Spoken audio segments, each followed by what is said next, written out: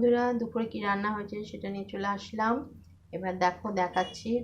এটা দেখানো হয়নি, এটা পরে কেটেছি। ইচ্ছে হলো আবার ডালের সাথে কি খাবে, তাই জন্য বেগুন ভাজা কাটলাম। এই যে বেগুন কেটে বেগুন ভাজা, এটা তোমাদের সাথে শেয়ার করা হয়নি আগে। এরপরে বললাম না ডিম কি করেছি, এই দেখো তোমার দাদা বলে একটু ডিম কষা করো, কালকে মাছ খেয়েছি তো। দুটো ডিমের দুটো বড় আলু দিয়ে ডিম কষা একটুখানি করেছি, একবেলার মতো। রাত্রিবেলা তো খেতে ভালো লাগে না। আর এইটা হচ্ছে সেই বলেছিলাম সবজি ডাল করবো মসুর ডাল দিয়ে, এটা সেটা দেখতে কেমন হয়েছে বলো, আমার ভাল লাগছে।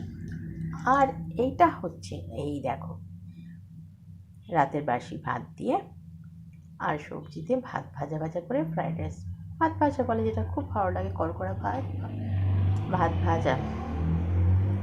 থ্যাংক ইউ, লাইক সাবস্ক্রাইব করে দিও। Bye bye.